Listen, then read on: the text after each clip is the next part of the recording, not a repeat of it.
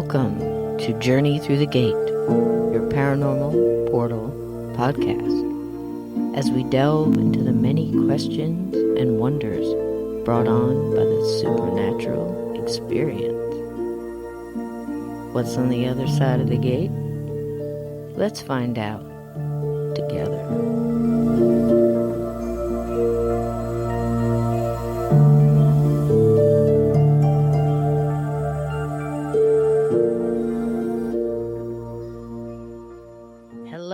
Welcome to this side of the gate, and tonight we have some visitors that are coming back with us. Everybody loved them and they asked for them to come back and they said okay, so here they are tonight. We have Paranormal Inc. with us tonight. We have Ernie Atwell. Say hi, Ernie. Hey, what's happening, everyone? And we have Dave Seiler. Hi, Dave. Hi, Dave. Excellent. Oh, I'm Dave. Yeah, hi. And tonight they're going to walk us through the gate, and they're going to do what I think is neat. Now, when you're a paranormal group, you always try to, a lot of the good ones try to give back, and they'll do teaching seminars, or they'll do group gatherings where they teach you a little bit about equipment and different things before you can go on an investigation with them. They do a little bit of both. So who wants to tell us about what's going to happen tonight? You're going to give us a little bit of one of your seminars, are you not?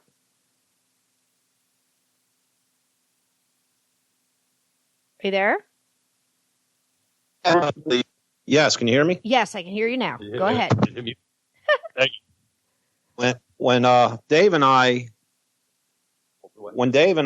formed Paranormal Inc. Almost 2 years ago, we came up with the idea. One of the things that we want to do, since there was so many people interested and so many enthusiasts in the field, we decided we would do what's called Step Into the Paranormal, which was basically a seminar / Paranormal 101, to just give everybody the nuts and bolts of the field and head them in the right direction. One of our main issues has always been to educate people. Mm-hmm.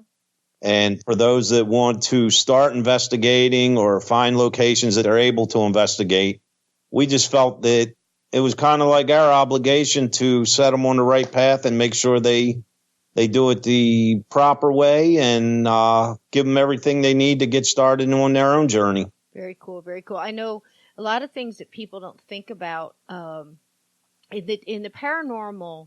When we talk about, it's be careful going out and doing investigations, it can be very dangerous.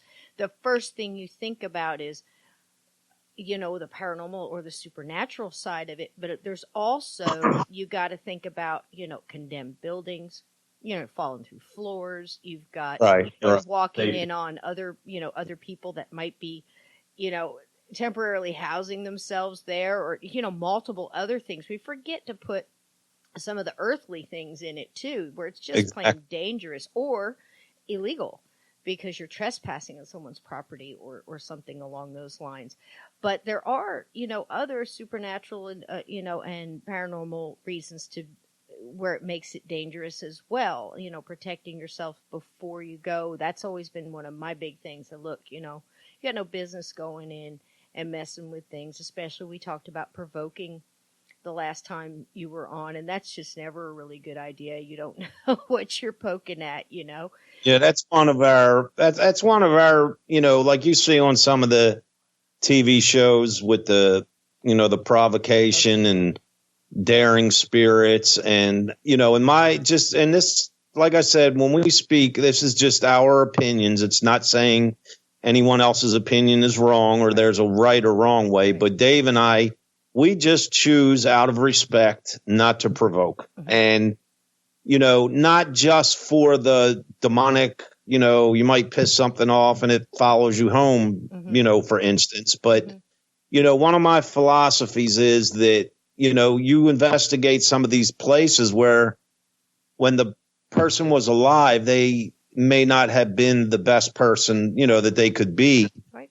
And, but if you think about it, when everyone's born, everyone's innocent. Mm-hmm. And some people just choose to take a different path And, who are we to judge? And once they pass over and, based on what your religious beliefs are, once they're on the other side, my opinion is they're back to the person they originally came to this earth as. So you go in there with respect, regardless of who they are or what they are. Right. Now, a lot of people, I tell a lot of people, I'm actually a lay minister in the United Methodist Church. Right. So I do things from a philosophical side as well as a scientific side. So if we take both sides of that plane and put them together, it kind of explains a lot of things, at least in my opinion. So from the philosophical side, in the King James Version of the Bible, they talk about heaven, they talk about hell. They never actually say it, but there's a third place, purgatory. Right. All right, so we know where heaven is, we know where hell is. Where is purgatory? It doesn't really state where it's at. It's just kind of all around. Also, in the Bible, it talks about the judgment, the day of reckoning. So where all the souls will be judged. So there's a waiting room somewhere. We just don't know where it's at. Right. So if we actually go into the scientific side, the body makes energy, correct? Right. Can you destroy energy? No. Just change Can you augment energy? Just change it. Yeah. Bingo. Right on the money. Right. So when our physical body stops working, where does that energy go? Right. I mean, oddly enough, I'm not a scientist at all, but I've had to explain it to people. Like, let's just take it simple. You put water in a pot. All right. Now you've got the water in the pot and it's holding its shape and it's doing its thing. And then you heat it up. And now it starts to turn into steam and eventually it dissipates. Is it gone forever or is it just changed? It's changed its compilation, and it's gone off and become one. And that's kind of makes people understand. Yeah. If you hold a tray of ice right above it, it'll actually turn back into water form right above that pot. How about that? See? And that's just amazing. It's amazing. That's what paranormal investigation is all about. Right. Right. So we're taking that philosophical side because it actually talks about resurrection and talks about spirits and it talks about, big spirit, Jesus, rising from the dead. Right. And he was his spiritual form. Right. So we're looking in a scientific mannerism as a paranormal investigation to figure out how that works. Can we communicate? Can we talk to? That's what it's all about. Right. And also, before we get too far off track here, you said communicate. A lot of times people have problems with, okay, what are you communicating with and how do you know, the person or the spirit, let's just say the spirit or ghost that you're speaking to at the time is who it says it is, or that we have a lot of philosophical and your beliefs where people say, okay, there are no ghosts, there are no spirits, they're all demons, and they've come here to trick you. And we've had that question here a lot on the show, and I can tell you from most of the mediums that I've spoken with, most of the psychic mediums, any combination, any flavor you want to look at, including myself, empathic people, there's kind of a filter we depend on. I can't speak for, everybody, but it just seems to have this knowing of a filter. Now, I know when I can walk in a room and I can tell when there's been an argument. We all can. You guys have both been, one currently and one before, police officers. You can tell energy in a room. Yep. You can kind of feel it. There's a thickness, in an argument, in a bad situation. It's kind of similar to that. Same way I can feel when I'm next to something really good. Same thing, in the presence Is that how you feel when you're speaking with me? Yes, all the time, honey. But that's the thing. So unless there's something, now we could get in and talk all about that, but like if you want to talk about jinn who've been around, supposedly for a long period of time, go way back, ancient kind of thing. Right. Yeah, they might have that ability to be so evil. Not all jinn are, but just saying, an evil entity, and have the ability to throw off that kind of goodness. You would say, is it possible? I can't say it isn't. But Right. I can't imagine something so evil putting off pure goodness. I don't think it could. I think it could show it to you. I think it could. You get where I'm coming from? I'm talking about energy here. Right. You know, Right. any more than a, a Holy Spirit or an angel or something of that case could come off as an evil presence Right. and feel that way. That's all I can say on that. And see, I don't know how through you our feel. through our experiences, and this is going off base a little bit, but a lot of the people that contact us are just completely convinced that there's something evil or malevolent or out to get them. And, you know, we'll interview them over the phone or have them send video or pictures. And, you know, a lot of times what we're coming up with before we even make it out the door to go investigate, a lot of the people that contact us are like, these are first time paranormal experiences. So their immediate, you know, their immediate conclusion is it's something evil because, well, you know, someone will contact me and say, hey, you know, I was in the kitchen and the cabinet door shut or the cabinet door opened or the drawer opened up and man, that must be the devil. You know, but what we explain to them is, you know, based on the amount of energy that the spirit may have, you know, certain spirits can only communicate in certain ways. Right. And that just might be their way of getting your attention. It doesn't necessarily mean they want to kill you with the cabinet door. Right. It's just they're only, you know, like when dealing with children's spirits, you have to keep in mind that, you know, you have to say to yourself, if there was a living child here and this child did not talk yet, how would that child get my attention? They would pull on your hair. They would pull on your pants leg. And that's the same thing they do in the spirit world. Right. That's a great way of putting it. And they might not know. I mean, we take for granted, and that's why I got you guys back on to let us know a little bit of different types of hauntings and things like that too, because that's what people do. First of all, we brought up the TV shows. Okay.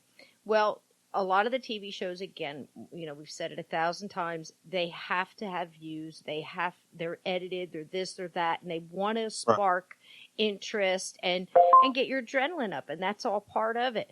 But you know, and the minute you have something like you said, as simple as a cabinet door opening and closing, it can be extremely frightened when you put all of that in with it.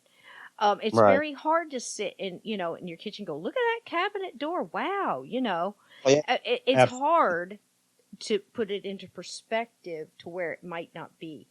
I keep trying to tell people, you got to stop trying to categorize all ghosts in one folder. Exactly. Yeah. Right. See, that's a big part of why, you know, our first seminar out of the gate was Step Into the Paranormal, because that's exactly what we wanted to do, was educate people on the types of hauntings and what may cause them, why they might have these hauntings, and the Hollywood factor. Yeah, and just give them a dose of reality. And because if you really break it down, you know, there's nothing at all to be scared of. Right. You know, and that's one of the main questions we get. You know, oh my gosh, we seen the picture of the place you investigated or held an event. Weren't you scared? No, because it's how you go into you go in to look at it. You know, we're not going in to be. I mean, sure, some things creep you out and some things catch you off guard. Right. But you're going in at a scientific mindset, and you're trying to gather evidence, and you're trying to prove something. You know, it just really depends how you look at it, and that was a big part of why we decided to try to educate people, you know, before they start their own investigation. And I definitely want to get into the whole seminar thing. I wanted to bring this up because it sounds silly, and I cannot remember if we talked about it last time, but it's such a wonderful visual to give people because, you know, with this show, they're just listening, and, you know, that's one of the best parts of what I miss about, you know, the old days when you just heard a song and it didn't have a video and you got to create your own visual in your head, you know. But Mhm. that's good about this show because you can. Now here's a visual. Anybody that ever saw Ghost, I thought that was so neat. Take all the silly stuff aside, there was a lot of truth to that movie. And Mhm. if you remember how long it took Patrick Swayze's character just to learn to move a penny up the wall. Yep. He had to Right. try and try and try and try just to get that penny to go up the wall. And one of my favorite scenes too was on the subway where the other ghost was trying to teach him to kick cans and yell and push and do all these other Right. things. What if it's that? What if that's what it's like? I mean, Right. you have to, like you said, with the cabinet door or being able to pick up and throw Right. a mug across the room or the remote control. And see, at the beginning of 2019, I spoke with you off air about this a few weeks ago, but the beginning of the year, I started writing my first book. Good. And that's exactly what I'm trying to put into this is, it's all nonfiction, of course. And the thing is, I'm starting it back in the very early 70s. And, my first encounters of hearing about spirits and my family dealing with spirits. And in writing this book, one of the main factors I'm trying to do is really set the stage so that when people are reading it, hopefully, that they can actually be back in that time and they can really see and smell and sense exactly what I did. Right. Back when these incidents were occurring. You understand what I'm saying? I absolutely do. That's what I try to do with my book too. And my whole sense of the writing of that was for that very reason, because if someone had an experience that they're trying to match up just to see, am I crazy or has anybody else experienced anything like this? I had to really stop and think, Ernie, how did it sound? How did it look? What was going on around it? Did I see a light? Was it more of a sparkling? Was there a sound? And just so they can match it up, because that's where we're at, I think, in the paranormal, right now. I think we've gone, I don't know, but it seems like we went through this rush of, evidence, take the feeling out of it, just the science, which again is nothing wrong. And then we started to mix a little of the science and put the feeling back in. And now we're really just trying to figure what the heck is going on here and how can we communicate better and really straightening and clearing that out.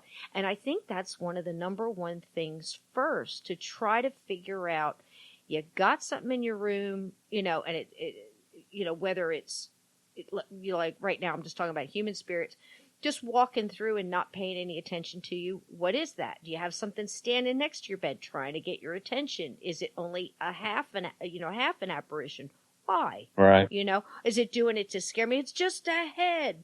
It's doing it to scare me. It must be evil because it's just a head. No, it may not have enough energy to manifest fully, and that's all it's got right now.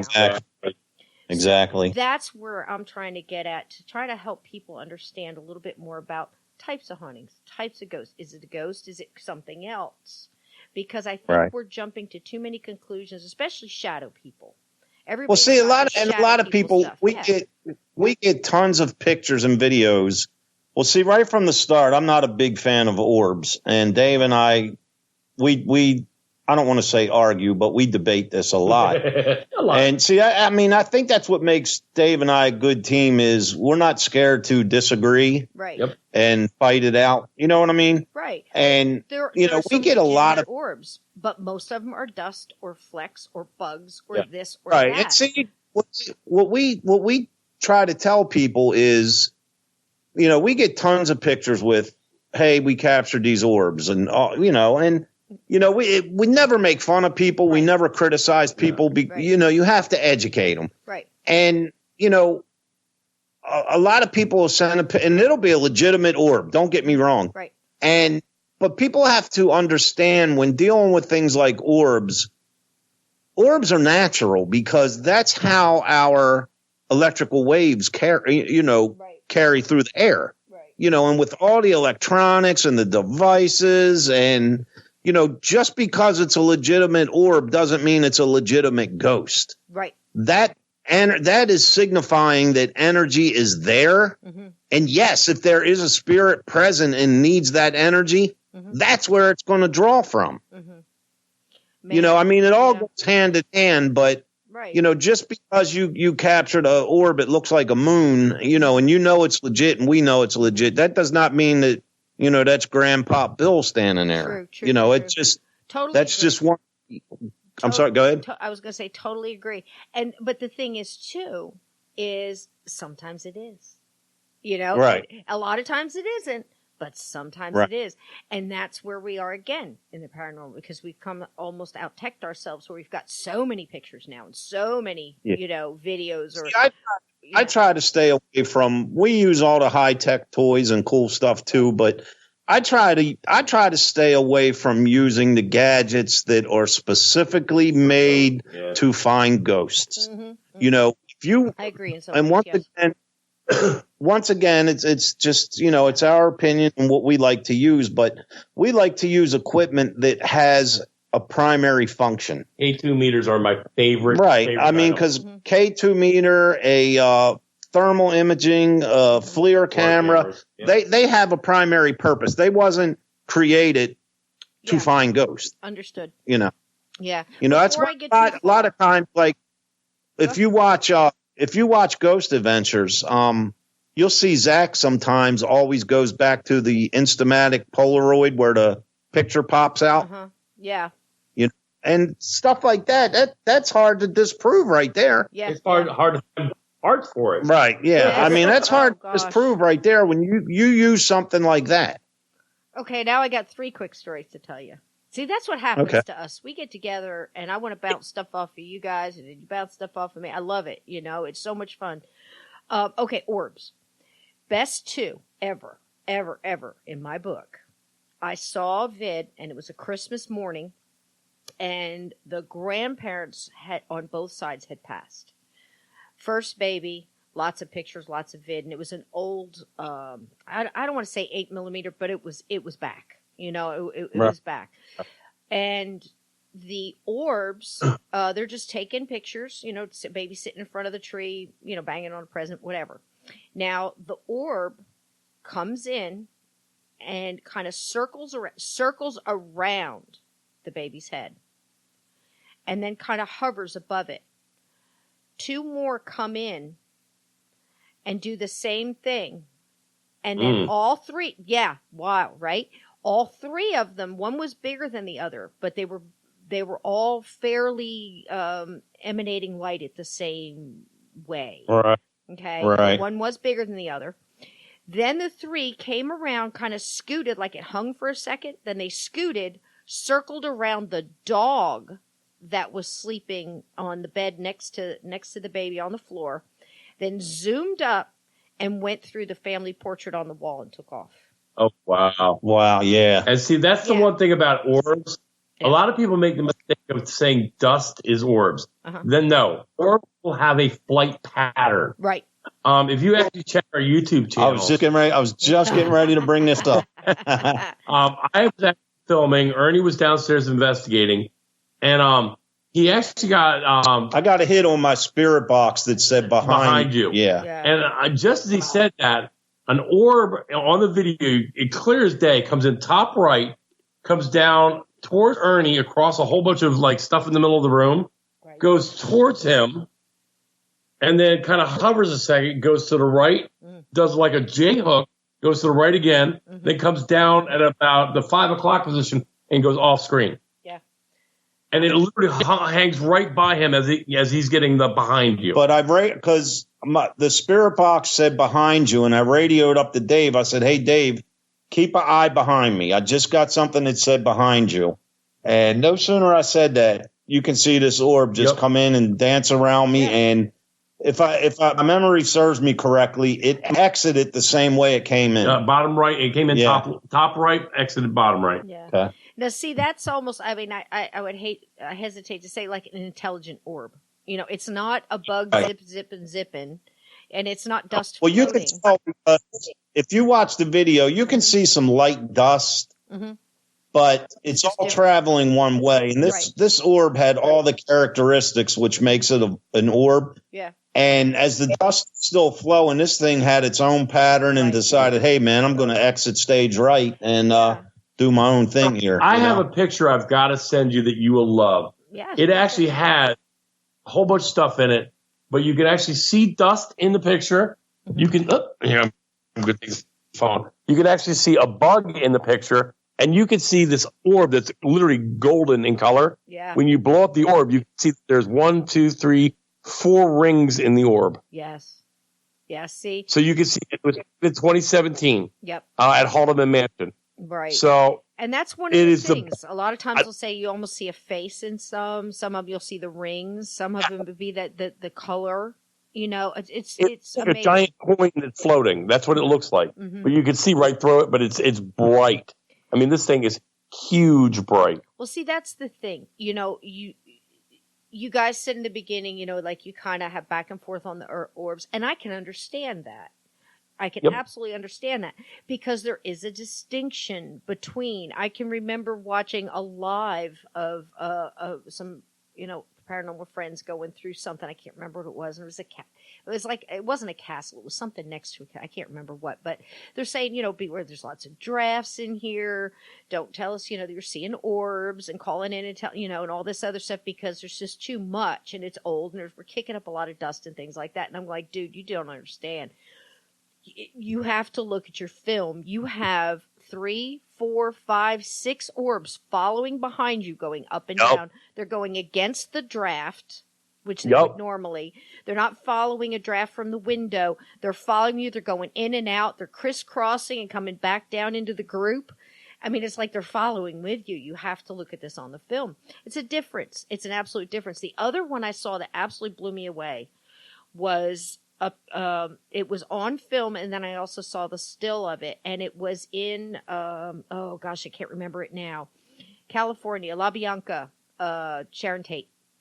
And I really, it breaks my heart when something like that happens, and I'm thinking, gosh, how long do they have to, if they are stuck, you know, before somebody goes in there and helps them? That's me right out of the gate. You know, I just don't understand why people would just keep going and not help them.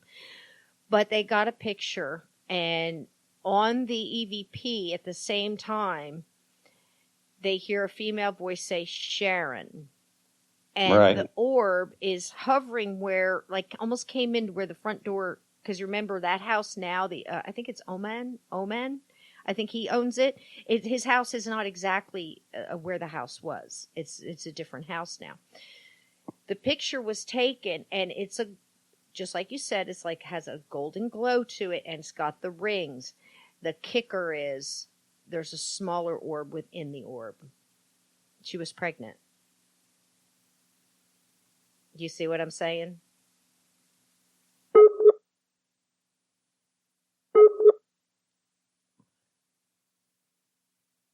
Easy. We were in the basement of the speakeasy. We wasn't getting a lot of activity until like the last hour.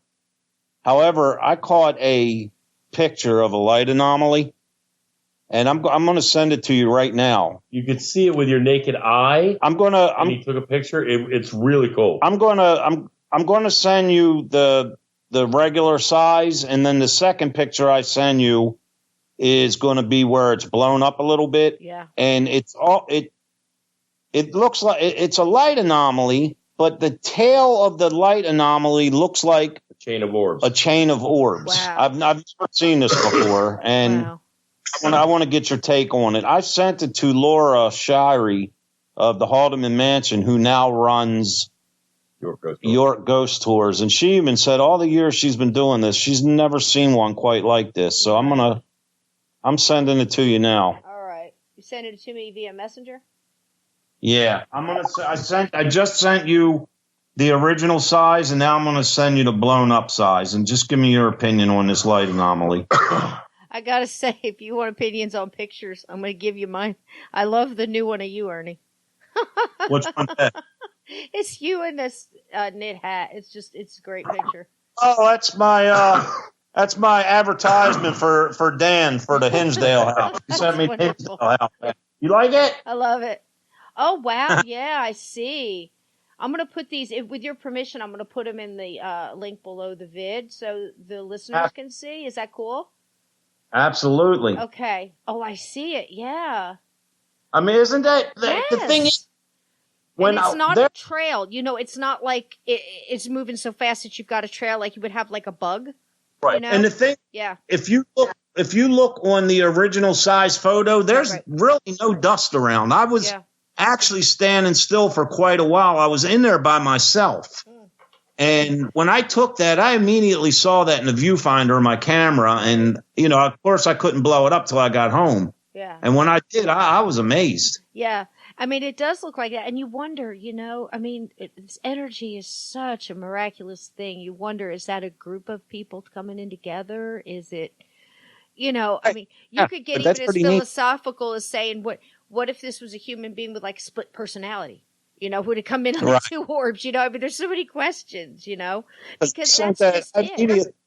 I immediately sent that to Dave. And like I told him, over the years, I mean, I've captured hundreds of light anomalies. And this one just, like it just looked like the orbs were all like in a parade, yeah, you know? Yeah. That's exactly what it looks like. It looks like there's one big leader and then the rest are coming through. Right. But, you know, who's to say that they can't do that? Who's to say that a group doesn't hang together, you know, for whatever reason, you know? I mean, that's just it. There's just so many questions in this. And, you know, that's the cool part, too. We don't really have to have all the answers, but it's so fun looking into it and asking questions. You got to think about it. Do you really want all the answers? No, I don't.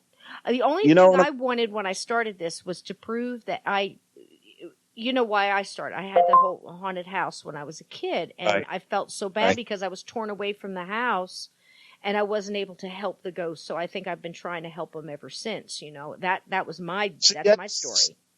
Like last month when you and I were talking, and you know, we were getting into Paranormal Inc.'s investigating and you know, all the stuff we do and where we've been and whatever, and you know, I was saying to myself, you know, I really want to up my game. And, you know, I think you know, what I really want to start doing now is we always go in and help the clients and, you know, help ease their mind or, you know, if we have to call someone in to get rid of something. But, you know, I think a good way of upping my game is to actually try and help the spirit too. You know what I mean? Instead of just going in and saying, hey, look what we caught, you know. That leads into our Chard, our new seminar that we're starting next month. It's called Chard, and it has to do with actually helping the spirit. I would love to come and speak at that sometime.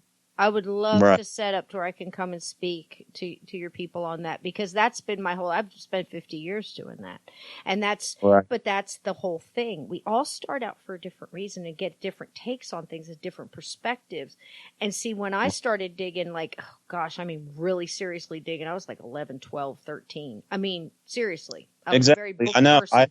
That's back. I started researching at a very young age, you know. Yeah. Before, you know, like you and I, we've been researching this stuff for, you know, decades. Before the whole investigating, decades, you know, was a phenomenon. You know, it was the experiences that we had or that loved ones had that sparked our curiosity of why the heck is this happening? You know, or who are these people? And see, I had the thing too, the extra thing of being an empath and actually feeling their pain, their confusion, their anger, their worry, their desperation. And it affected me so that my heart couldn't help but to go that route. It's like, you know, and then the first thing I pick up that's really starting to teach me was all of Hans Holzer's books. And, you know, all the different things through that. And that was his approach. He would go in extremely scientific in so many ways, but he would go in there and just, okay, madam, we're going to help you here. You know, what's going on in the house. He did all that investigation in the back, search on history, yada, yada. But then when he got down to it, using a trance medium, he helped the spirit and tried to find out, why is the spirit there? What's going on? What's your story? You know, let's try to unravel that, because by doing that, he is helping the client. He is helping the homeowner or the business owner or whoever it is. Because if you're helping the spirit, then you're figuring it all out. one of the, and this is based on my religious beliefs, and I can always remember my mother as a child telling me this. Someone experiencing what they feel might be a paranormal event, or a lot of times a loved one that passed may come to you in your dreams. That's and I think a lot of times they come to in your dreams is so they don't startle you when you're awake. But one of the simple things for people that's listening to this show, if you feel that a loved one is visiting you or trying to contact you or contacting you in your dreams, an old Catholic solution is simply just when you lay down at night, just say a prayer for them. Mm-hmm. A lot of times it's said that spirit or that family member just simply may need a prayer. Right. Just an extra boost. There's you know what I mean? Stronger. We're talking about energy. I can tell, and I've said this a bazillion times. I'll say it a bazillion times more to my listeners. There's nothing stronger. There is no energy stronger than love. And by putting that out, and I often tell people, you can never tell a person how to grieve or whatever, but I've had a lot of experience with grief throughout my life. Right. And I just chose to look at it like, of course we miss them so bad, but instead of crying when their song came on, I'd turn it up and sing it with them. And say, remember the time we did this and we laughed and we danced. And I always try to end that in some kind of laughter and, good energy, sending good energy to them, because I think that helps both you and them. So and that's see, another thing, the same thing. Yes. If you notice, and I agree with you 100% that love is the strongest thing. Yep. And anything that, Dave and I may post or write or on the Paranormal Inc. merchandise we sell, somewhere you'll always see my phrase, one love. Mm-hmm. And that it goes along with what you're saying, and what that means on our behalf is anyone that's listening to this tonight and visits our website or our Paranormal Inc. Facebook page. We started the website and the YouTube and all that stuff because we want people to have a comfortable place to ask questions, to post pictures or videos that they're not sure of. Right. And, if we as investigators, researchers, enthusiasts, or just the folks that like to watch the TV shows, if everyone brings this love together, mm-hmm. there's nothing that we can't accomplish in this field. And, that's true. We get pictures and videos all the time. And, sometimes we have to tell them, hey, it's a reflection from the IR or, mm-hmm. It's a flash that bounced off the window or whatever. Mm-hmm. But the moral of my story is our one love theme is you can come to us, bring us anything, and it's strictly professional all the time. So anyone that has anything that they want to share or, get out there to the world, mm-hmm. hey, bring it to us. We'll get it out there for you or, post it on our pages and, respectfully, we'll give our professional opinion and everyone can feel comfortable doing it. Right. And keep the, like I can't emphasize this enough that everybody that's involved in this field, no matter how you're involved, we're all in it for the same reason, for the same love and for the same passion. True. And that's something too with the show. When I started it, I never thought that I was going to start creating this chain, what I call just this chain of help. Because the first thing I can do now when somebody contacts me, I just had one 2 weeks ago, and it was a very devastating case. I mean, I honestly believe just, like I just put it out there. I said, I'm going to kind of lean this way, but again, don't go on what I'm saying. I'm going to send you to this person. Where are you? Can you give me an idea where you are? Because I've got people all over. I've got people from Scotland, UK. I've got them in California. I've got them in North Dakota, South Dakota, because we've done this and we've created this chain of help. And you guys are in that, Right. And, I get something like that. Yeah. I know who to send them to. We were on a live radio show, I guess, a month or two ago, and we actually had people calling in. I think it was from Austria or Austria. So I mean, this goes worldwide, and especially like when we do World's Largest Ghost Hunt. Yeah. Last year Dave headed up the lead IT for the whole entire project, and we were broadcasting live simultaneously in 19 countries. Yes. You know what I mean? I think do. about that for a minute, and that's part of the project. Mm-hmm. We had 100, I think it was 154 locations in 19 countries, and all our energy, all our love, and all our mindsets were all on the same thing at the same time. That's amazing. Now you tell me the energy level there. Mm-hmm. And see, that's just it. And it works the other way, though, Ernie, and that's what people don't understand.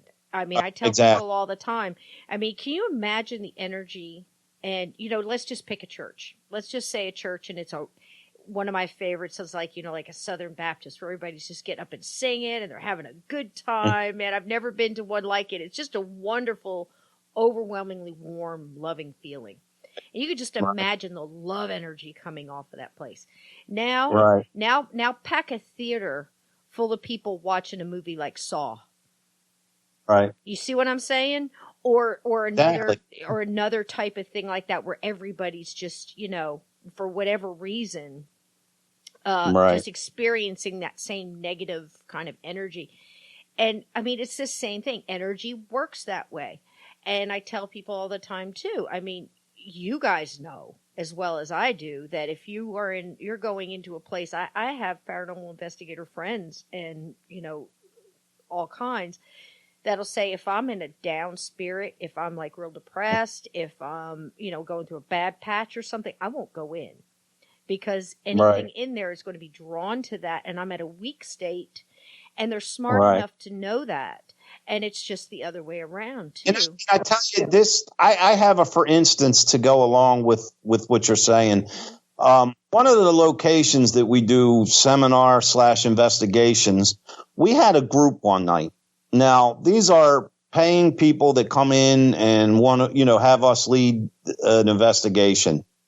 And they were just like a bunch of downers. And I'm thinking to myself, why did these people even come here?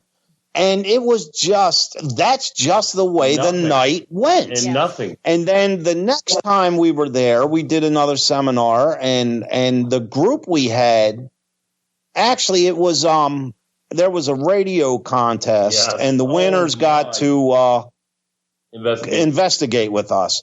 And I tell you what, this crowd that came in that night, they were excited and just bouncing off the walls and wanted to know everything and do everything. And the venue was nuts. And it was like the mansion came to life. Yeah. And I think that you get these locations and you almost got your nose broke that night too. But it's you get these locations that are investigated every weekend. Now, I feel the spirits that are there, they choose to be there. They want to be there. That's their home. That's their time period. And I do think the amount of activity you get is based on the energy you bring in. Yeah. When you come in week after week with the same EVP questions and, you're not going to get much. But this group we had in particular that night, I mean, this was a live crowd and you could just feel the excitement and the energy. It was almost like before, like if you go to a rock concert and you're waiting for that band to come on, how that energy builds up. Mm-hmm. That's just how this investigation started. And I mean to tell you, the place came to life, and we had an amazing. People don't realize what energy can do. It's absolutely true. Here's the thing: I'm standing in a doorway with my back to a room, and then there's actually stairs behind the room. Ernie's directly in front of me, equipment on the ground. The radio contestants are to my right and to my left, and there's the producers of the show, the radio show, to about my 2:00 position. I keep hearing like a shuffle behind me, so I'll turn around with my light, and nothing's there. Then you'll hear, you turn around with the light, nothing there. Then you'll hear like something drop on the floor, like a screw or something. Turn around, nothing's there. After the fifth or sixth time of this, I was kind of getting frustrated. Like, what is behind me messing with me? Right. Just as I turn the light off, I'm turning from my right to my left to look back at Ernie. The young lady who's to my right grabs hold of my arm, and it sounds like a truck hit the wall directly to my right. It made the entire building shake, and the noise it made, everybody heard it. And that fight or flight feeling you get, Right. oh yeah. My reaction was jump away from it. Of course, Ernie, who was directly in front of me, had time to kind of lower his head. Oh no. And took my forehead right in his nose. Well, I was trying to guard the equipment. Logistically, he was trying to guard the equipment. It didn't work that well. This is why we say paranormal investigation can be dangerous, people. It can. Well, that day we had another investigations out in Gettysburg, and he gets there with these big old Stevie Wonder glasses on. Man. Yeah. And I'm like, what's up with the glasses? He takes them off. I gave him 2 black eyes. Yeah. Ouch. Oh. Yeah. Yeah. And, that happens. And I'm wondering, too, if that energy, if it didn't pull, because that takes a lot of energy to make a bang like that. The noise it made really scared everybody, including me. It was, literally a foot away from me to my right. So what we did was we collected all the equipment and went right into that room right afterwards. To see what's up. And every equipment came to life. Yeah. It's amazing. We got E's, we've got, Rem, we got Mel, we got K2, everything just came to life for some reason. Well, see, and we've been it's in that people. room 100.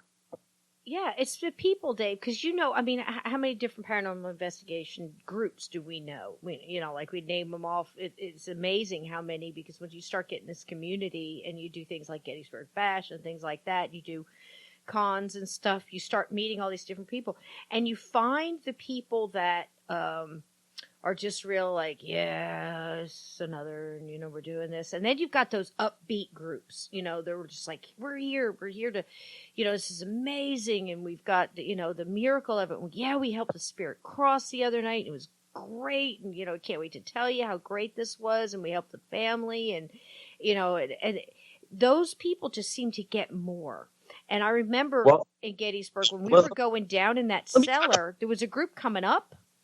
There's nothing here. There's nothing here. And we go down and we spend 2 hours, wind up getting like communication with 13 different ghosts. Some of them decided to cross that night. It was literally amazing. They were dancing we were singing to them and, trying to help raise the vibration, get that frequency up and stuff. And it was just like, we came up and like, I don't know what you're talking about, man. That was like amazing, Well, here's it's your feeling.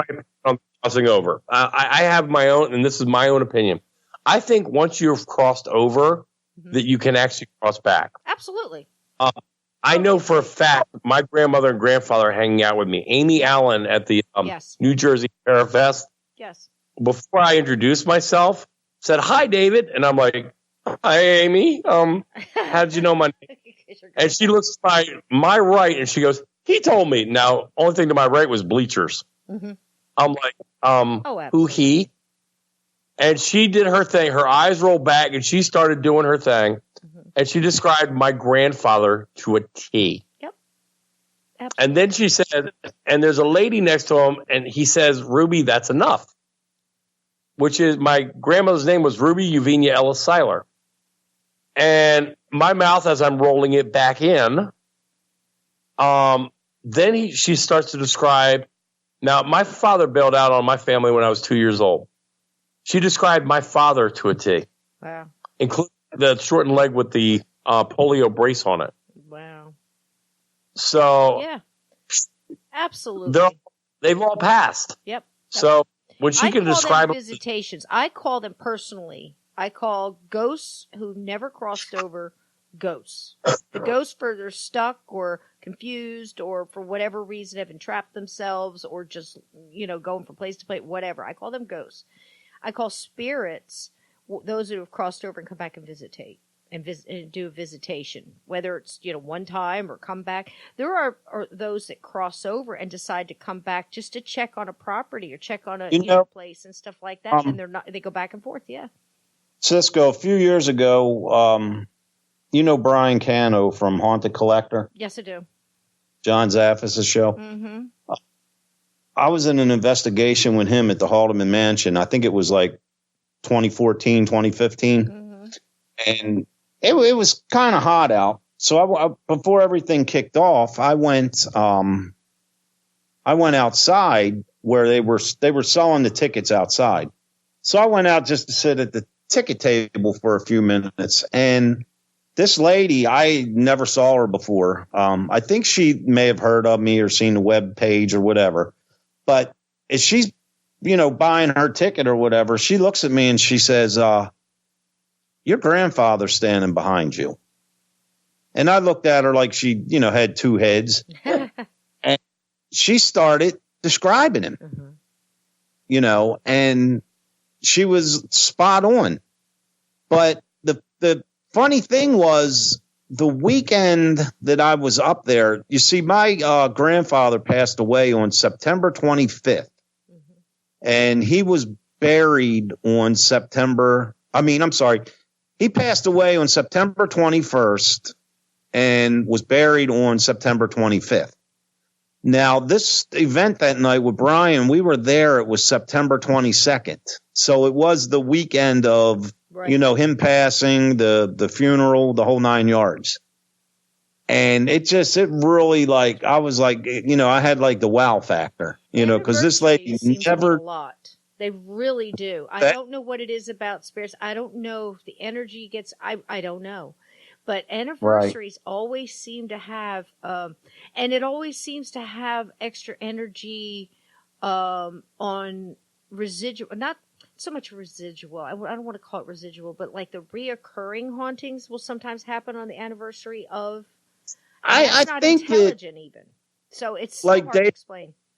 Like Dave was saying, like he thinks his grandfather's around him a lot. I think that too, because we do a lot of events with Lori Johnson, and we'll be in the middle of an event or middle of an investigation, and for no rhyme or reason, Lori will just look at me and say, "Hey, Ernie, your grandfather just walked in." You know what I mean? And it's always that's several mediums now that have me that. You know what I mean? So there's without a doubt. And with me, with me a lot of times it's my mom and Ernie. You and I talked about the experiment I did with my dad, because much like you, Dave, the last time I saw my dad, I was 3.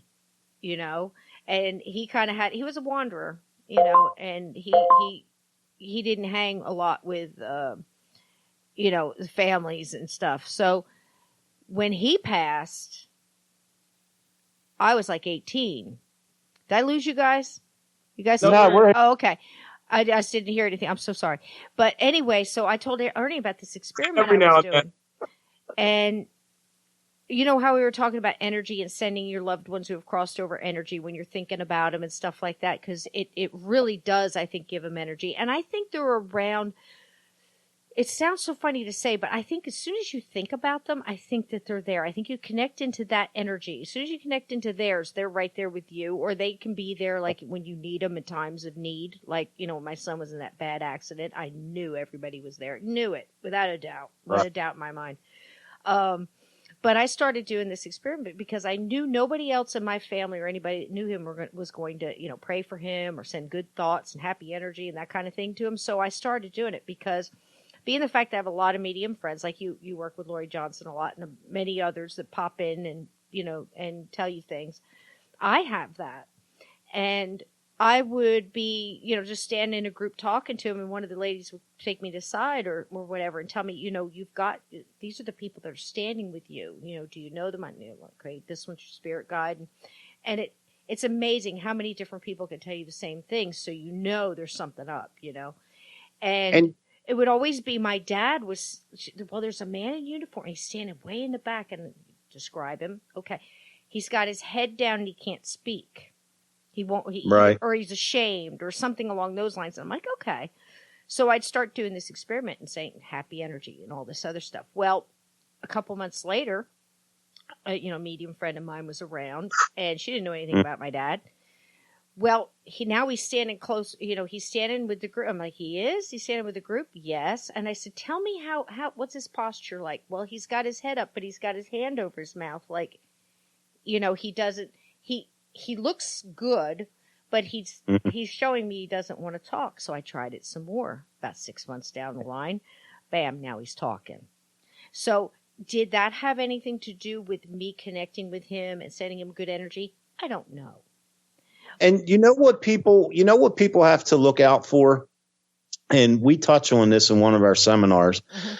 Mm-hmm. I think a lot of times people's loved ones do want to still be around them mm-hmm. or come back and visit them. Mm-hmm. And I've noticed this has happened quite a few times that, like, for example, we got called in to investigate a police and fire museum. Mm-hmm. And Mike King came with us. Mike King from Ghost of Shepherdstown. He came with us to investigate. I like Mike King. I really do. Yeah, he's something. But at the spur of the moment, Mike calls me up and says, hey, I'm going to bring my wife. And we're like, what the hell? The more the merrier. So anyway, what I'm getting at is during this investigation now, we're trying to contact, people from this museum, people that may have been arrested there. And the case actually took a personal turn toward Mike's wife. Well, just last year when we were filming World's Largest Ghost Hunt, we opened it up to the public, and all the money that people paid to come there, we donated to the little boy that had cancer. So I had a group with me out in the field, and now we're in Gettysburg. So, what is your mindset? Confederate soldiers, right. Union soldiers, right. Field hospitals. Mm-hmm. Were you shot? Were you injured? Did you lose a limb? Well, now this is all being recorded. Every possible way this could be recorded, this was recorded. The investigation took a personal turn toward me. And the people in the crowd was like, why is this happening? We're in Gettysburg. Yeah. And, what I try to tell people is, doesn't matter. Let's suppose you're not big into the paranormal, but there's a chance you might believe in it. If there's a loved one or a family member that wants to contact you or has a message for you, mm-hmm. what better time for them to do it? Sure. Other than when you're at a specific location with a specific mindset and you're in what I like to call the zone. Yep. Right. That's their chance to get through to you. Absolutely. Just because you're investigating a battlefield doesn't mean, Robert E. Lee's going to, give you a shout out over to SB7. Right. What up, Ernie? Yeah. I mean, it's, and a lot of times spirits, I think, will use that opportunity. That opportunity, that amount of energy to get their message across to. Absolutely. And that happens quite a lot. I agree 100%. And I'll tell you too, you had mentioned earlier about them coming to you when you're asleep. And you and I have talked about that many a time. And, that's a visitation dream. And they're different. They're crisper. The colors, you can almost taste it. You know what I mean? It's so amazing. And you had something happened. While you're dreaming. Yeah, and that's just their way of coming back and telling you that they love you. A lot of times it'll be animals, even visiting, all of that. It's amazing. Right. And I told you I had one of them instances where in my dream, I saw my grandfather and he spoke to me when no one else was aware that he was there. Right. And I do believe that was his way of letting me know everyth's good. I really, truly do. Yeah, I do too. My husband had one right before a big operation, and it scared him so much because he didn't know how to quite take it.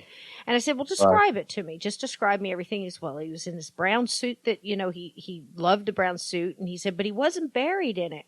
And I said, well, that doesn't matter. It was a suit he liked, or a suit that he knew you would recognize him in. There's we have to get away from all these little patented rules, because as soon as we think we've got a rule That's, Yeah. they're going to find a way to tell us, no, it doesn't work that way because we're going to flip it. But I said, it's just basically something that you would recognize him in. And he said, then he kind of smiled and he did this little click he used to do with his hand and he whistled. And I said, well, he says, I don't know what that means. And I said, well, what would it have meant to you in life when he was still alive? And he said, he always whistled when he was proud of me, Mhm. And I said, well, there you go. There you go. And it was like, it's going to be okay. Calm down. We're right here. And, he kind of understood it a little bit more then. And I'll tell you, I really believe as soon as you connect in, I think they're always around. I think they're very busy. They're doing their other thing. People always ask, well, they watch me when I'm in the shower? And I'm like, are you thinking about them in the shower? Because, that's just, it's just when you're thinking about, when you connect into that love energy, they connect back. I really think that we're talking about loved ones, past loved ones and things like that, because I don't know if I ever tell you this story, but it had so much in it. So I'm going to go ahead and share it with you guys. We had just gotten back to New Jersey after, going to spend all that time with my son because he was in that terrible car wreck and all those wonderful things that happened. He's a walking miracle. You guys know the story. Right. So we're coming back and it's the first Christmas. And he's just getting himself together because he had a lot of healing to do. And he could only watch black and white TV because he's got brain injury and too much colors and flashing and new movies and stuff like that. It's got too much in it and it could cause seizures. So we were trying real slow to, maybe bring it just black and white. Like we were watching like the old movies like Harvey and stuff like that. Oh, Arsenic and Old Lace, things like that he'd never seen. And right before Christmas and in between the two movies, they show you little clips of old stuff. And it happened to be Mario Lanza singing Ave Maria. And I get real nostalgic and I'm going, oh, listen to this. This was your his grandma's favorite Christmas song and favorite singer. She loved Mario Lanza and he was doing the whole thing and it was beautiful and we watched it. And he asked me what it meant because he was singing, in Latin. And we looked it up. We were talking all about her. So we had a little reminiscent about my mom just for Christmas. It was a real special moment. Now, fast forward, I guess about a week and a half later, I happened to be trying to help a gallery I have some of my stuff in. And they were doing an old-fashioned Victorian Christmas seance, because like in England, they do a lot of old ghost stories for Christmas Eve, yada, yada. Well, the medium got sick. So what do? If you need a medium quick, you got booked house, right? So I'm trying to call up some of, people. And I sent out the wires. And this lady I'd never met, never spoken to, she happened to have time and she was going to do it. I said, well, give me a call. She calls me and we're talking about the venue. And right in the middle of it, she goes, hold on a second. She says, I've got this woman here that's around you and she's not going to let me finish this conversation unless I bring her up and tell you what's going on. And I said, I just kind of smiled because it's usually my mom. And I said, well, go ahead. Tell me, what lady do you have? Because I try not to take anything for granted. It could be anybody. And she starts describing her. And I'm thinking, okay, I know who you're talking about. And I don't give away anything. I just tell, yes, I got you. I'm with you. Go ahead. She says, well, was she an extremely religious woman? And I said, very spiritual. Not very, I wouldn't say hard religion. Why? She says, because she's singing Ave Maria at the top of her voice. Wow. And I just got warm all over and I said, I know exactly why she's doing that. And then she says, okay, she stopped singing now and she's smiling. And she said, give this, she says, hang on. She says, hold on a minute. She says, give this to her grandson. She's so proud of him. And I said, yes, what does she want to give him? And right then, my whole body rocked. It felt like somebody took something so warm and I can't explain it. Warm, tingly energy and just rushed it right through me. And my whole body just heated up and just felt like I was wrapped in a hug. And then it was gone. I know. Yeah. I know exactly what you're saying. Yep. Yeah. So I got a hug to give her grandson. Yeah. How about that? About 3 months ago, I'm sitting in the living room watching TV And my 12-year-old comes out and goes, "Dad, why are you whistling?" And I'm like, "I'm not." So she comes out and she hears the whistling. And I'm listening and I hear this faint whistle. So she goes downstairs and she's like, "It was down here, but now it's gone. But I still hear it." So she comes back upstairs and it's back in the bedroom. She goes back to the bedroom and I can hear it in my kitchen. Mm. And once I got caught my ear onto it, I could actually hear it was the song Side by Side, which was my grandmother and grandfather's side. And my grandfather always whistled it. Oh, wow.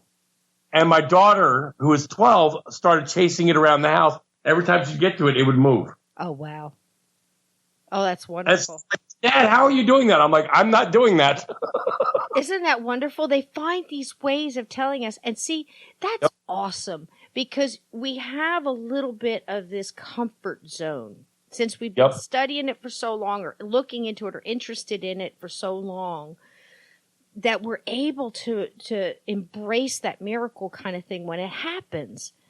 But I think so many people miss the little miracles that they're able to do or to come back and say, "I'm thinking about you." Like we miss like the money, like they'll leave a penny or something like that. And I'm like, did you look at the date? Did the date have any significance? Where'd you find the penny? We keep missing them.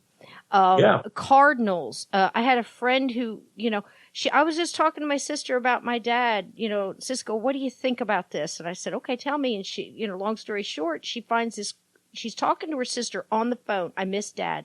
I wish there was a way I could tell he was okay." Yada, yada, yada, that kind of conversation. She leaves her house to go to work. She goes out and there's a red cardinal, which was his favorite bird, sitting on her passenger side mirror by her driver's door. Oh, wow. And she just stops and she looks at it and it lingers there for a while and it kind of acts like a bird. It's just sitting there looking at her and she's stunned. And then it flits off. And she says, "I feel like such a jerk for thinking that my dad sent that bird to let me know he was okay." And I said, "Why? Why do you want to talk yourself out of the good stuff?" Right. How did you feel immediately? Go with that instinct. I said, "What did you feel?" She said, "I felt all warm and okay." And I said, "Then stay with that." Yes. Why would you want to talk yourself out of it? But we missed the little things. I had a gossamer feather on the inside of my car, white, beautiful feather. On the inside of my dashboard where all the gears and stuff is. Not gears. What am I trying to think of? You know what I mean? Like my, right there. Yes. Yep. Inside a locked car.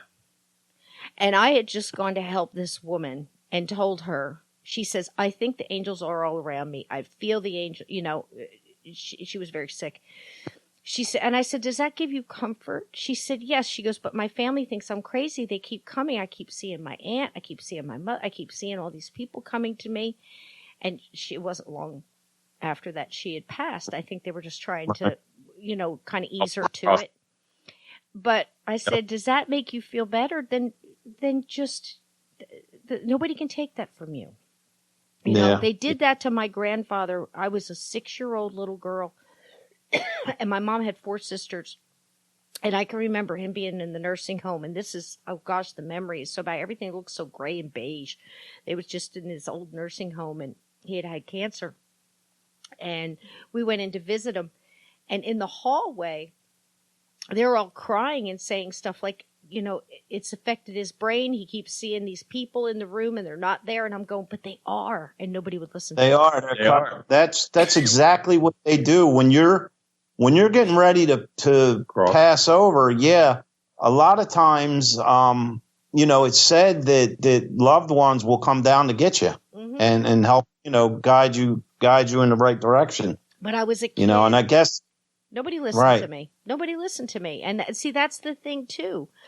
We do this for the children, or the teenagers that are just coming into these things and they have different abilities. Everybody's got a different gift, And I worry so much because they get scared or they don't know which way to turn, and I told them, I said, try to go to a psychic fair because at a psychic fair, there's like 12 different mediums. There's, different people. Go and see who you can kind of resonate with and talk to a couple of people and see if you can find something like Reiki healing and things like that, and get some books and read up on different pathways.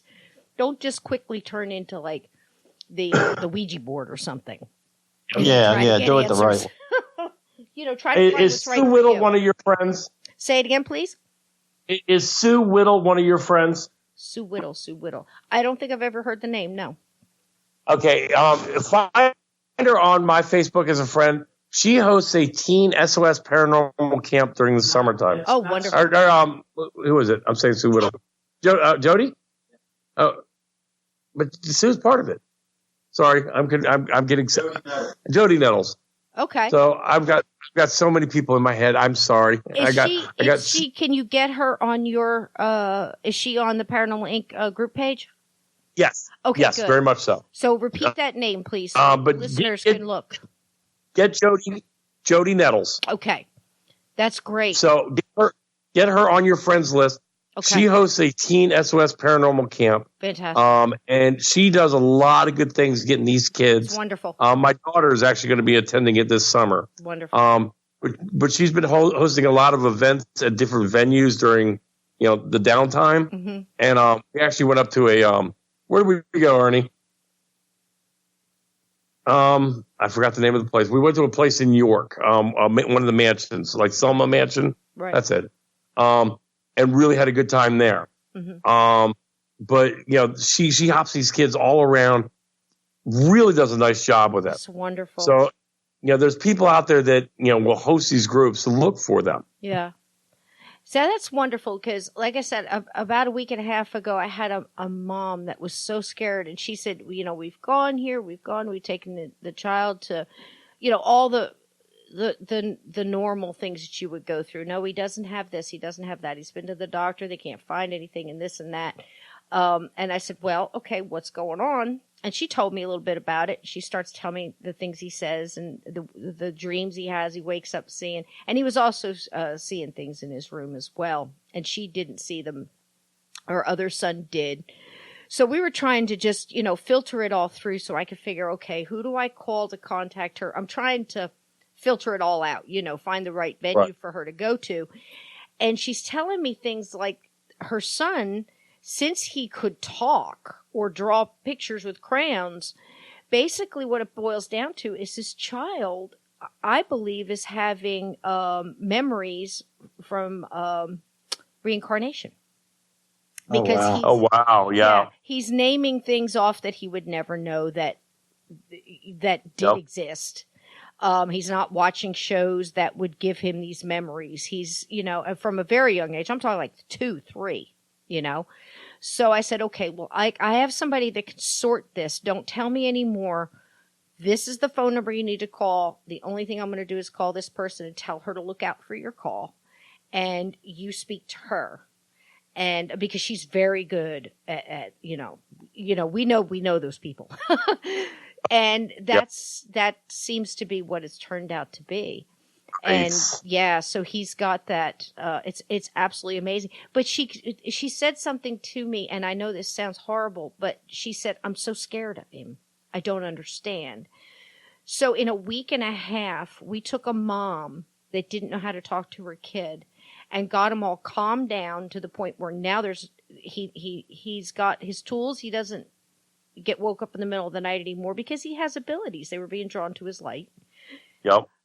We're able to get the mom that could talk to the child and try to work through those things. Nice. Got him with a good regression, somebody that deals with that too. And it's just, that's it. That's what this whole chain is about.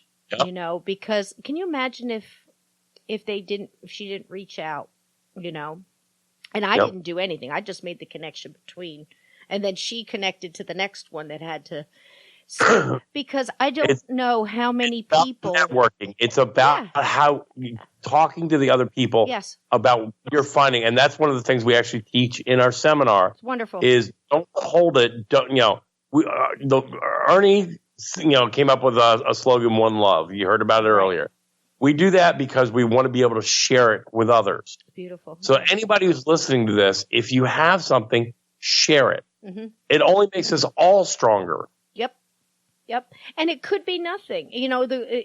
You're walking through your house and you're getting this, the picture keeps getting knocked over. Okay, well, that could be a loved one just trying to get your attention and go, I'm okay. You know? Right. And that's it. Hey, Cisco, before I forget, let me throw this out there because I got like a million things going through my head. Okay. People that's listening that are in the Maryland, Pennsylvania area, on June 7th, we're going to be returning to the Glen Burnie, Maryland area. We're going to be doing a free live seminar at the VFW hall. So anybody interested, yeah, it'll be advertised on my Paranormal Inc. page and on stuff like that. But it's free to the public. It's a 2-hour seminar, and we touch on as much as we possibly can. Mm-hmm. And like I said, it's free to anybody. Anybody wants to come, just let us know, and the information will be on the bottom of the flyer of who to contact. You know what I mean? So they can get a head count. Excellent. So let me ask you this. Since we've been talking about a lot of different types of ghosts, and we could talk for hours on why would a ghost decide to stay, and I know we touched on that last time. I mean, there's so many different ways. For one, they may not even know they've passed. Right. They might very well think you're the ghost in their house. We've talked about that. It depends. Perspective. How do we look to them? What are you doing in my house? That it could very well be. Right. I've actually been in situations. It was an older farm, kind of a farmhouse. Used to be a farm, and the lady had never crossed. She was there. She got stuck, I guess, out of worry. We're trying to unravel this whole thing, but she was basically just repeating. She didn't want to leave without her husband, and she was very sick. And when she died, she was a little confused at the time. She had something going on. So she just went back to what she normally was doing. She was cooking. She was making pies. She kept saying, I have to get dinner on the table and all this other stuff. And she did not want to leave without her husband. Well, her husband had passed after the fact and had crossed over and actually kept coming back trying to get her to listen, and she never saw him. So how wild is that? Now you've got a visiting ghost or spirit trying to talk to a ghost that's there, but so caught up in their own little whatever it was that they were seeing and they were doing. So didn't even see him until we got her to kind of turn around and think about him and connect it into that love energy. And, there's a process, and it's like therapy. So that was amazing. And a lot of people ask, well, if you have a house or a property, whatever, multiple ghosts there, are they aware of each other? Sometimes not. Now, have you bumped into that? Depends on what type of haunting that it is. Mm-hmm. And also, like recently, we was having an event, and we were doing an Echovox session. And not only were we getting the answers that we were looking for, you could actually hear the spirits talking amongst themselves, like discussing what they're going to tell us. Yep. Wow. And one of the spirits is actually saying, "Don't tell him. Don't tell him." Right. Yeah. So I mean, depending on the time realm we're talking about that the spirit is in, it's a good chance that the spirits are aware of each other just as much as they aren't. You know what I mean? Oh, yeah.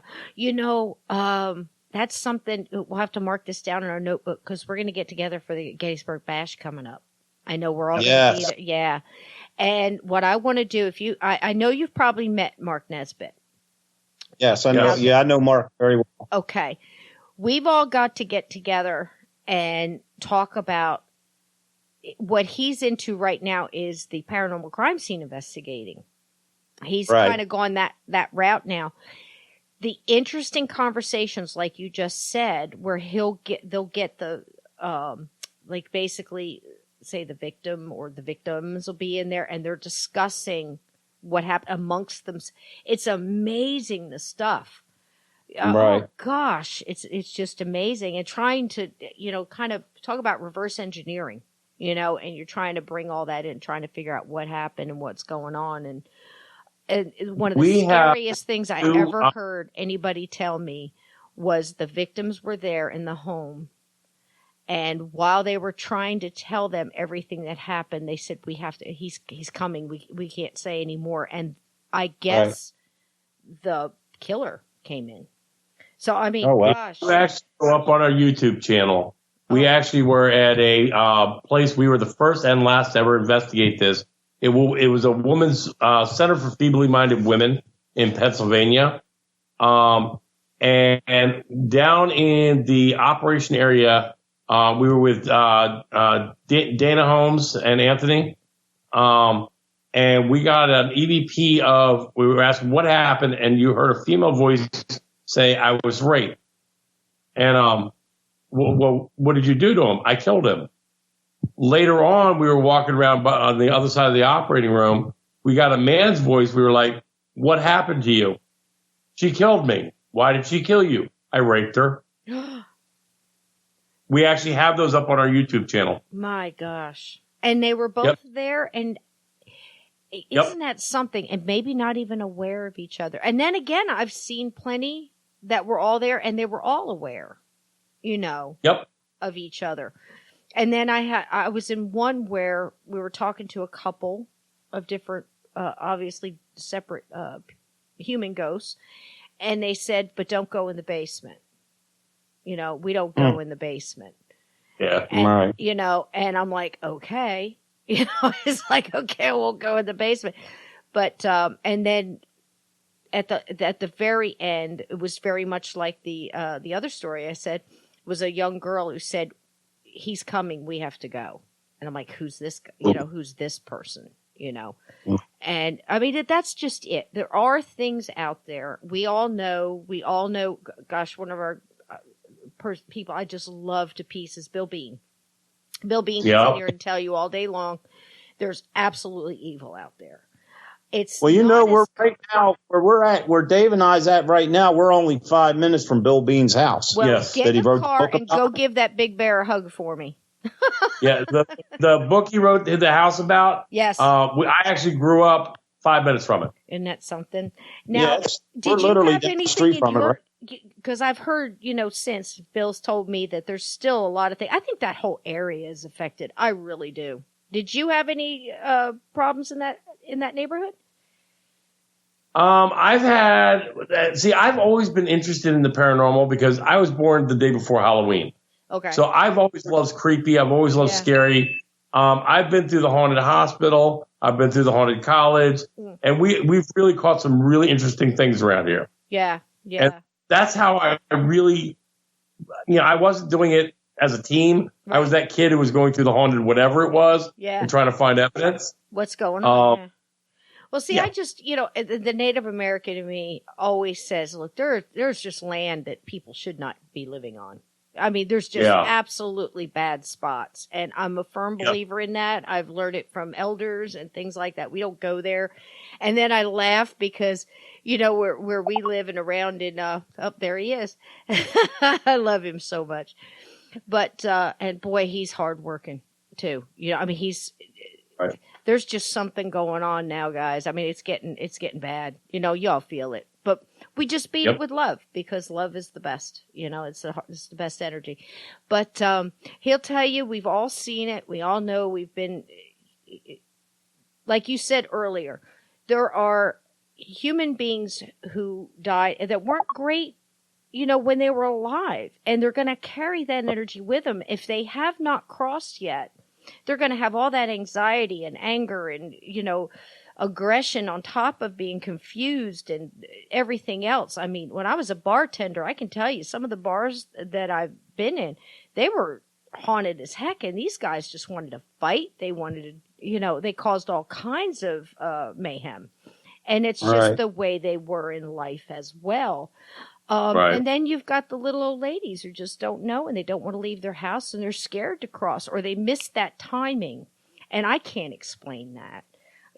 I mean, is it just one time like you like everybody says, you see a light and you go into it. If you decide not to go, I think sometimes based on the situation, based on the timing, and based on what type of person you are, yes, I feel that when a person does pass away, sometimes they may be, they may need help being led to the light to cross over because they can't find it. Yes. But once they do cross over, then I feel it's like a free passage coming back and forth. Yes, I do too. I totally agree with that. And it just seems like the longer it is too, because like when I saw my mom, and it's all in the book. I try to put as much of that in because she showed me so much without telling me anything, because I literally got to see her at one point and I said, "You got to tell me." She goes, "I can't do that. You have to figure it out on your own." I'm like, "Oh man," it's like, and that's just it. Anytime you do get to communicate with ones who have crossed over and come back, it seems like they're not, either they don't know or they're not supposed to tell you. I guess it's like reading the last page in a mystery book. You're supposed to find out on your own. Yeah, which is fair, absolutely fair. Especially if this is school.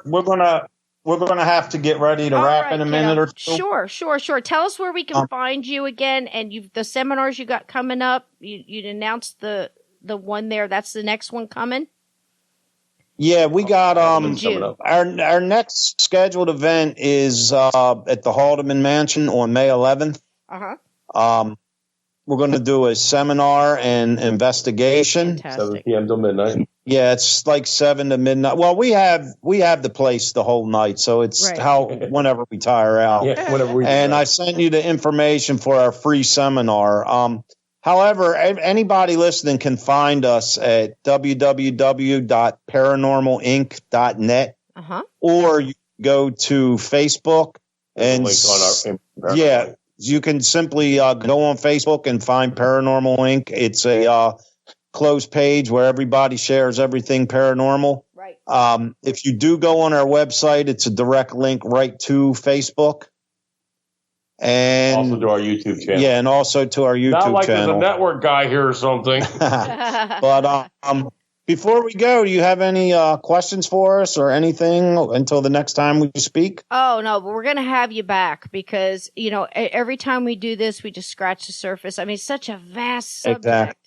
And I know. Each of us have had so many different experiences, and every one we tell, it connects with somebody else that's had a similar, I love like I said, anytime you're interested, we're always available. All you have, how you got my number and everything else. And I didn't even get a chance to play my EVP for you about the guy who got crushed by a car. Oh, honey. The guy honey. RC.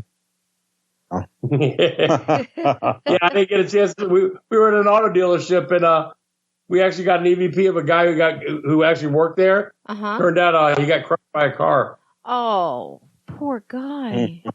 Yep. Yeah. Oh. Yeah, it was actually, we got called. It happened to be right in our neighborhood because we couldn't believe that this place was allegedly haunted. Yep. Because we pass it twice a day, every day, and we went there. We went there, and we even told Mike King ahead of time, like, don't expect too much out of this. But once we got there, to date, it's one of the most haunted places we've ever been. And it's a car dealership. Well, let's do that in a couple weeks down the line when I know you guys are so busy, but let's do a whole show on, different EVPs and give us the stories behind it and stuff. The listeners would love that. We can do that. You just send me a couple dates. We'll pick one and we'll roll with it. Let's absolutely. You guys are fantastic. I can't thank you enough for walking through the gate with us tonight. We can't thank you enough for having us on here. We know how much we love it. We love you and love the show and everybody that listens. And whenever you want to have us back, we're more than honored. You just let me know, and we will be there at the gate waiting. Excellent. Dave, you get those EVPs ready. We're going to have you back, sweetheart. Yes, ma'am. My pleasure. All right. Good night, everybody. Bye, Siska. Guys. Good night. I love you back, baby. Bye-bye. I would love to thank Ernie and Dave again for coming in. Now, that is Paranormal Inc. and they have inspired ghost tracking. Come and see Paranormal Inc., Real Ghost Stories and Evidence. And this is going to be at the VFW Post 160, and it is 2597 Dorsey Road, Glenburn, Maryland. And that is Friday, June 7th. Okay? Doors open at 6. I will put that link in the show notes. They are fantastic. Paranormal Inc. group on Facebook, and they've got their YouTube channel. Again, I'll put the links there for you. They are just great guys. I mean, I talk to them, I talk to Ernie all the time. Now, listen, these are gentlemen that have a heart. And most of the people that we have come on this show, it just seems like they're the same ilk. And I'm so glad when I reach out and so many people reach back, and the listeners and everything else. And that seems to be a chain of a common ground, that so many people in this have the heart for it. They care about the clients. They care about the individuals who are going through this. They care about the ghost. They care about the spirit. And that's so important. Again, I don't know how many times I've told the story about, I just don't get it. I don't get how people can go in a place and go, okay, I've got this, I've got that, let's go. And that there's a human being that was alive at one time that is stuck there. Do they want help? Do they understand what's going on? Are they choosing to be there? Do they know that time, that's the thing that gets me all the time too, is, I'll tell you this little story. There was a gentleman who was quite happy. He had passed when he was about 22. He really liked this little bar that, he used to frequent. He had grown up in the neighborhood, and for his own personal reasons, he did not want to cross over. There was people there he didn't want to face. He had done some things. We did our best. We went back several times to talk to him and tried to tell him, try to connect him to those loved ones again, and tried to tell him, all is, going to be forgiven. Let's just try to work this out, because we don't want you to be stuck here. And I think we had maybe 3 times, and each session was, quite long. And he just wasn't ready. He said, basically, I understand that. I'm not ready to do that. And of course, it's, free choice. This is your choice. It's your, that doesn't stop when you die. But something I tried to tell him too, he says, I'm very happy here. I know some of the people that come in and all that. And one of the last things I said to him, I said, honey, you have to understand time. 100 years to you, it might be a flash. Time is different to you now. You might always see this at a bar, but what if it changes? What if you feel like you can't leave? We tried to keep telling him that he didn't have to stay in that one spot. He could go, and my main thing was, if that bar is destroyed and it turns out to be a parking lot, is he going to be stuck in the parking lot? Because I've seen that happen. I often think about the Revolutionary War ghost that I saw when I was a kid that haunted that farmhouse that I lived in. And now the farmhouse isn't there anymore, and it's a development. And I almost want to go knock on all the houses and go, hey, do you have a Revolutionary War ghost in your kitchen? Or, maybe he passed, maybe he didn't. Crossed over, maybe he didn't. I don't know. But see, that's the thing. If you got a chance to communicate, if they're communicating with you, why not take the chance to try to, very carefully explain this is what's happening. And then, of course, you have the ones that aren't ready to talk. They don't want anything to do with you. They don't want anything to do with your cameras or your equipment, or, why are you even there, bothering them? And again, free will. That's their choice. You try. And, sometimes you go back a couple times, and I've seen the more stubborn ones.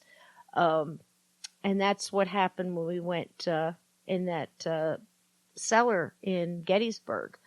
There was a lady there that was scared that if she crossed, her children wouldn't go with her because her children were very scared. And, we had some very talented people with big hearts and a lot of ability. And together as a group, we connected them with their loved ones on the other side, and they all walked over together. And when you see something like that, when you see somebody who's been stuck for 150 years in what appears to us a cold, dark cellar, I don't know what it looked like to them, but to get them to cross over is pretty doggone amazing. So, yes, there's a lot of scary things in this subject, and there's some absolutely frightening things.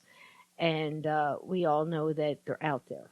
But like we said tonight, love is the strongest energy. So if you have a loved one that's crossed over or a pet, I absolutely personally believe that you're always connected to that love energy, and love never dies. And that energy works the other way too. So good and light will always dispel darkness, even if it's right in your face. You stand your ground, you have your love, and you have your light within you, and you carry that wherever you go. So don't let anything put that light out. And that's your most powerful energy that's within you. So just remember that too. But when you're investigating and you're going out and you find that there's something there and they choose to be there and they understand what's going on, that's their choice if they want to stay. I had a friend of mine who, oh gosh, she's wonderful. She actually did a lot of communication with dowsing rods, and her husband would go along with her and record and not tell her what he was getting until after, because he didn't want to affect her feelings and the things she was getting. And they were in a cornfield, and there was a plane crash, and she thought she was crazy. She was getting, events like a plane crash. Well, they did some research and found out that I think it was like 1960s somewhere, there had been a plane crash in that cornfield. She had no idea. And there were several people still there, still wandering the cornfield, trying to figure out what had happened. So that right there tells you multiple people died in that plane crash. Some of them went and crossed right over. Some of them, for whatever reason, were there still. A few of them were aware of each other. And then there was another one who had no idea there was other ghosts around him. He thought he was by himself. So that one case tells you that all of those things can coexist at the same time. There can be multiple spirits that don't know, or multiple ghosts that don't know the other one's there. A few of them knew they were dead, but didn't know what to do about it. And a few of them had no idea they had even passed. They were just wandering around. They still saw the plane crash. They still were trying to figure out what was happening. So that loving woman went back and back and back until she got each one of those ghosts to cross. And that's just warms my heart. So because we often think, if that was one of your loved ones or something along, or if it was us, wouldn't you want somebody to try? So that's why I have an awful lot of people on here that do just that. Because if we can reach out there and we can touch somebody with Paranormal Inc. and their expertise and very busy paranormal group, I'm telling you, they're constantly going, they're giving seminars, they're teaching others who want to do this, they're teaching others who might have questions or want to learn about equipment or just how to approach it. And it's absolutely wonderful. And we're always proud to have Paranormal Inc., Ernie and Dave on here with us. And please check out their websites. Please check out their videos on YouTube and get to know them. And if you have questions, let them know, like they said. And we'll try to, they'll try to get you some answers or at least some guidance. So thank you so much for listening tonight. Again, we have TeePublic, we have t-shirts and mugs and everything else, and that's just teepublic.com/Cisco, and you'll find it on there, and there's lots of pictures of Crispy and stuff, lots of cover art. We're also working on a new YouTube channel. We are broadcast on radio and podcast.com. And we have wonderful company like Paranormal Heart and Beyond Belief with Justin Cancelleri, and the wonderful Mallard Report with Jim Mallard. Thanks, Duck. And we love you. And Nobu Boomy. We have the wonderful Brian Bowden on there too, and a lot of wonderful podcasts. We are on Twitter under Journey Through the Gate. Paranormal Portal Podcast, and also our wonderful Gatekeepers page on Facebook. Come join us over there. And just like Paranormal Inc., we put, pictures up. We have questions, fun videos and stuff like that. What do you think about this? And talk amongst ourselves and try to get some answers or point people in the right direction. So come visit us over there. And as always, because we know that things are out there that do exist, and we know the power of the magical covers. Always keep your feet under those covers and keep your closet door shut, because there are things that go bump in the night.